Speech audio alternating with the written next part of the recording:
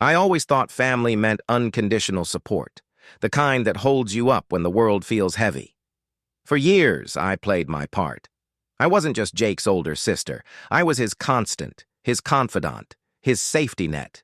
Through every late-night study session, every rent payment he couldn't cover, and every tearful phone call after a rough day, I was there. It wasn't even a question. Family came first. So when I heard about Jake's graduation party, I felt nothing but pride. I pictured the celebration. My little brother, beaming in his cap and gown, surrounded by people who had supported him along the way. I imagined us raising glasses in his honor, reminiscing about how far he'd come. Being there was a given. After everything, how could it not be? But then, the guest list came out. My name wasn't on it. I called my mom, half expecting her to laugh it off as some oversight. Surely it was just a mistake. But when she answered, her voice carried that tone, the one I knew too well. "Oh, sweetheart," she said, like I was the one who needed comforting. "Jake wanted it to be a younger crowd. You know, his friends from college. We figured you'd understand." Understand. The word echoed in my head. Understand why my own family decided I didn't belong. Understand why Ava, the woman who betrayed me, was invited. But I wasn't. The same Ava who once called me her best friend, until she wasn't. She had slipped so easily into my absence, like I had never mattered. And now she stood in my place, held the phone tightly, my knuckles white. My mother's voice droned on with hollow explanations. "It's not personal." But how could it not be? Every time Jake needed something, I was the first one he called. Every time my mom was overwhelmed, I showed up. I was the dependable one, the fixer. And now that the celebration didn't require my sacrifices, I was no longer necessary. That realization sank deep. It wasn't just the party. It was every forgotten birthday call, every last-minute cancellation, every unspoken expectation that I would simply understand. I had built my role in this family on the belief that being there would one day mean I belonged. But belonging, it seemed, wasn't something I could earn. I hung up without another word. My hands shook, but not from anger. It was the kind of hurt that numbs you, that makes you question whether the people you love ever truly saw you at all. I thought of the countless moments I had chosen them over myself, believing it was what family did. And now, with no more usefulness left to offer, I was discarded. I sat in that silence for a long time. There was no rush of clarity, no immediate resolve. Just the slow, painful acceptance that something inside me had shifted. The part that had always justified their choices, excused their disregard, it cracked. And in its place, a single, undeniable truth emerged. I couldn't keep holding on to people who let me go so easily. The weight of that understanding was both devastating and freeing. I didn't know what came next, but I knew one thing. I wasn't going to wait for another invitation that would never come. It wasn't just the exclusion that hurt. It was the realization that I had been so easy to cast aside. The people I had supported, the family I thought I belonged to, had decided I wasn't worth the discomfort of my presence. And the worst part? I couldn't even pretend to be surprised. Looking back, I saw the cracks I'd ignored for years. Every time my mother brushed off my feelings with a casual, "You're too sensitive," or when Jake canceled plans because something more fun had come up, I thought I was being understanding, giving them the benefit of the doubt. But now it was clear. I had mistaken tolerance for love. And then there was Ava. Her name alone stirred something sharp inside me. She was the friend I once trusted, with my secrets, the one who promised we'd grow old together, side by side. But friendships like that don't shatter overnight. They break slowly, splintering under the weight of jealousy and resentment. When she crossed the line with Jake, not long after our friendship had already begun to fray, I walked away thinking I could salvage the dignity I had left. I thought my family would understand. But instead, They welcomed her with open arms, pretending nothing had changed. She smiled in family photos where I used to stand. And now she would be sipping champagne at Jake's graduation party while I sat alone, miles away. My mother's words echoed in my mind. It's not personal. But it was. It always had been.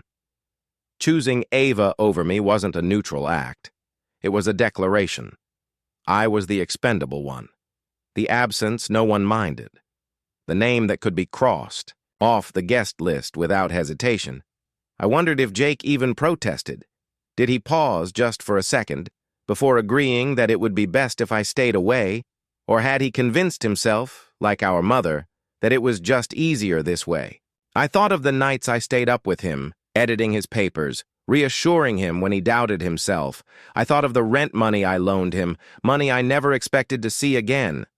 All the times I put his needs before my own, believing that's what a sister did. But none of that mattered now. I was no longer useful, so I was no longer wanted. A dull ache settled in my chest, the kind of ache that comes when the truth you've avoided becomes impossible to ignore. I wanted to scream, to call them and demand answers. But what would be the point? No explanation would undo the damage. No half-hearted apology would change the fact that when given the choice, they had chosen her. Still, even as the pain consumed me, another feeling stirred. Something quieter but stronger. It was the realization that this wasn't just about the party. It was about every time I had been the one to compromise, the one to apologize first, the one to carry the weight of keeping the peace. And for what? To remain in a family that saw my presence as optional? No, not anymore. I didn't know what moving forward would look like, but I knew it wouldn't involve begging for a place at a table that had no room for me. I had spent years convincing myself that loyalty meant endurance, that if I loved them enough, they would see my worth. But I was done proving myself. I deserved better than to be tolerated. I deserved to be chosen. And if they couldn't see that, then I would choose myself. The weight of it all sat heavy on my chest. I had spent the night trying to sleep, but every time I closed my eyes, my mother's words echoed back to me. We figured you'd understand. I understood, all right. I understood that I wasn't wanted. I understood that my feelings were disposable. And no matter how much I tried to convince myself that it didn't matter, the truth gnawed at me. I could still see the ghost of every sacrifice I made for Jake. Every moment I'd swallowed my own needs to be there for him. And now they couldn't even spare me a chair at his celebration. But what hurt the most wasn't the exclusion itself. It was how easily they assumed I would accept it. That I would smile, say it's fine, and shrink myself once again for the sake of their comfort. They thought I would understand. Maybe once I would have. Maybe I would have apologized for feeling hurt, convinced myself that family was worth the humiliation. But not this time. I stood at the window, the city skyline glowing faintly in the early morning haze. The world kept moving, indifferent to my fractured family. And somewhere in the stillness, a thought settled in. I didn't have to stay in this grief. I didn't have to sit here, stewing in the bitterness while they laughed and toasted without me. I could choose something else. It started as a fleeting impulse, a quiet rebellion. I picked up my phone, my fingers hovering for a moment before I typed it. Hawaii vacations. The images flashed across the screen, turquoise waters, golden beaches, and vibrant sunsets. The very picture of serenity. For once, the thought of doing something purely for myself didn't feel selfish. It felt necessary. I scrolled through the listings, my chest tightening with the rush of possibility. The beachfront suite gleamed on the screen, promising luxury and calm. I selected it without hesitation. Then the flight. First class. Another. Click. Spa access. Done. Every decision fueled a strange, intoxicating sense of power. I wasn't asking permission. I wasn't explaining myself. I was choosing. The confirmation email appeared within seconds. It was official. I was going to Hawaii. A smile tugged at the corner of my lips, small but real. It wasn't the kind of trip I would normally justify. I had always been the one to watch my spending, to be practical, but I wasn't budgeting. For anyone else's comfort this time, I was investing in my own peace. Before I could second-guess myself, I opened Instagram. The flight confirmation gleamed on my screen. I typed the caption with a steady hand. Uninvited, but not unwanted. Island vibes await. The words felt like a quiet declaration. I wasn't running away. I was reclaiming what had been taken from me. Minutes later, the reactions began to pour in. A few laughing emojis from my cousin Tara. Heartfelt messages from friends who knew, without needing to ask, what this trip really meant. And then, of course, Ava's comment appeared like a stain. Glad you found something to do. We didn't. Want drama anyway. I stared at her words, the venom thinly disguised. But this time, I didn't feel the familiar sting. Let them think what they wanted. I wasn't here to prove a point. I was done justifying my existence. I set down my phone, the tension in my chest unraveling. The sun was rising now, spilling golden light across the buildings. In less than 24 hours, I'd be thousands of miles away, toes in the sand, far from the weight of their expectations. They could have their party. I had my freedom. And for the first time in a long time, that felt like enough. The moment I stepped off the plane, the humid air wrapped around me like a warm embrace. Hawaii welcomed me without question, without expectation. The weight I'd carried for days, maybe even years, seemed to lighten as I watched the swaying palms outside the airport window. For once, I wasn't anyone's sister, daughter, or convenient emotional crutch. I was just me. The driver greeted me with a lei of fragrant plumerias, their scent lingering in the air as we wound along the coastal road. The ocean stretched endlessly beside us, the kind of blue that looked like it belonged in a postcard. Every mile pulled me further from the suffocating guilt that had shadowed me for so long. My family's voices still echoed faintly in the corners of my mind, but they no longer defined me. The resort was even more beautiful than the photos had promised.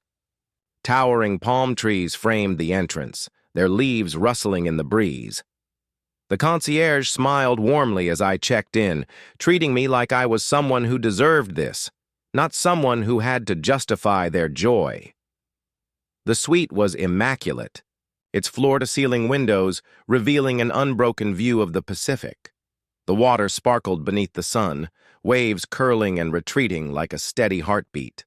I set down my bags, but instead of rushing to unpack, I stood there, letting the scene settle into me. It was a kind of peace I hadn't realized I'd been craving. That evening, I wandered down to the beach. The sand was soft beneath my feet, still warm from the day's sun. The sky burned in shades of amber and violet, and I watched as the sun dipped low, the horizon swallowing its glow. There were couples strolling hand in hand, laughter drifting through the breeze. But I didn't envy them. For the first time, solitude didn't feel like something to escape. It felt like freedom. I treated myself to dinner at the open-air restaurant, the sound of the waves mingling with the distant strum of a ukulele. The waiter brought me a cocktail with a bright pink orchid tucked delicately along the rim. I sipped it slowly, savoring the tart sweetness. Across the table, my phone sat untouched. I had nothing to check, no messages to wait for. I wasn't concerned with what was happening back home. Let them have their party. Let them laugh and pose for pictures.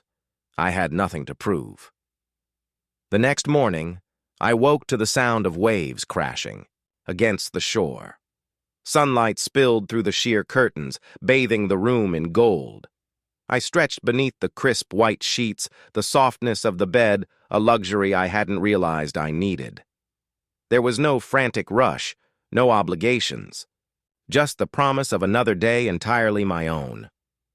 I booked a spa treatment on a whim, something I'd never allow myself to do before.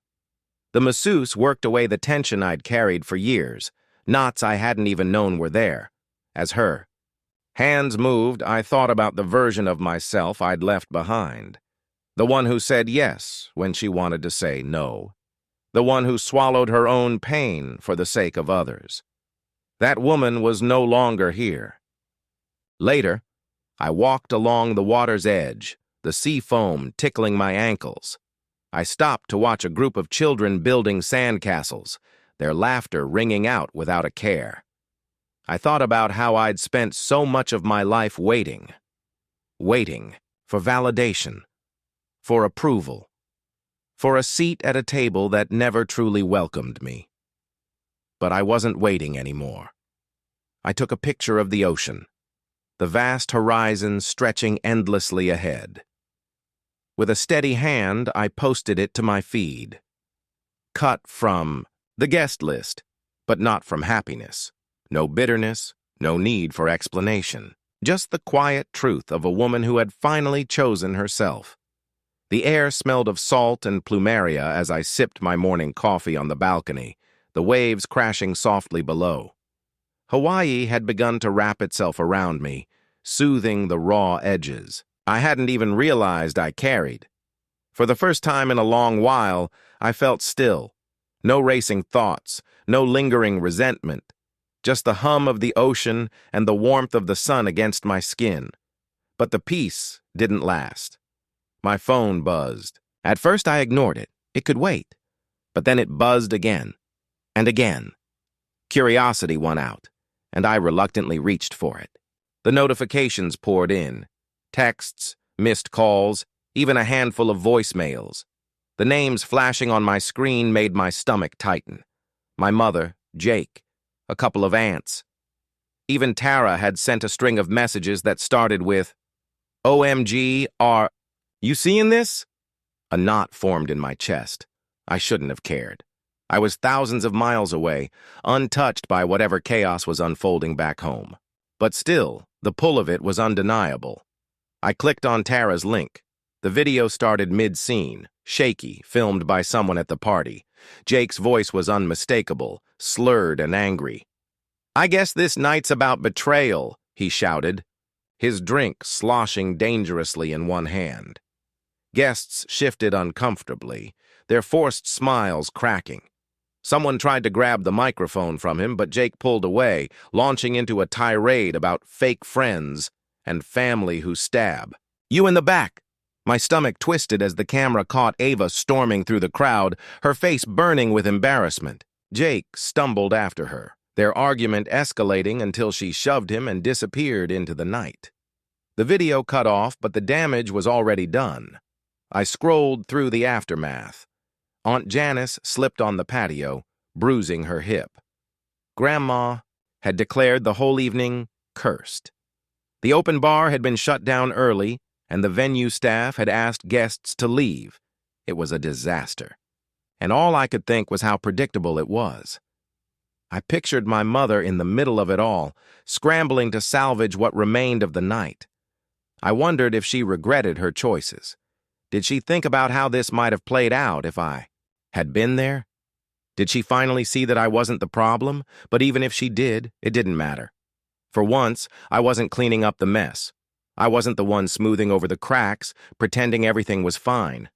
I had chosen not to be there, and watching it all collapse without me only solidified that I'd made the right choice. My phone buzzed again. Another call from my mother. I let it ring. Then I opened the sliding glass door, letting the breeze sweep through the room. I had a massage scheduled in an hour and a walk along the shoreline waiting for me after that. The drama could stay where it belonged, far away from here. They wanted to celebrate without me. Now, they could deal with the consequences, and I would enjoy every moment of the peace I had found. The messages didn't stop. My phone buzzed with relentless persistence, as though each missed call and voicemail demanded a piece of me. My mother tried first, her voice cracking under the weight of her carefully constructed facade. "Emily, please call me back. We need to talk.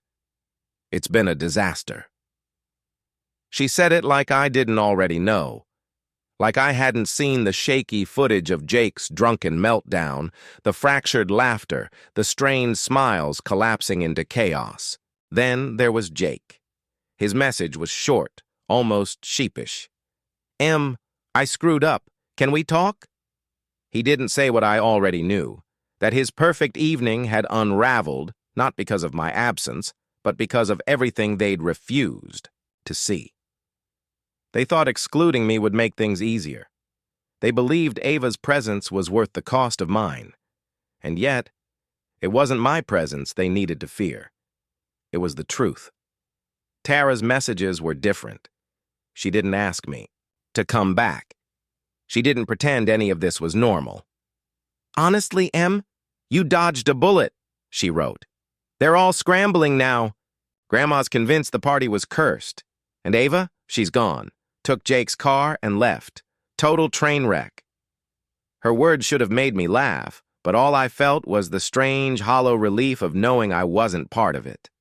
My mother tried again. "Emily, you have to understand. We didn't think this would happen. We just wanted things to be peaceful." Peaceful.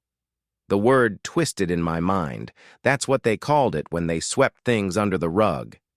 When they silenced the discomfort rather than faced it.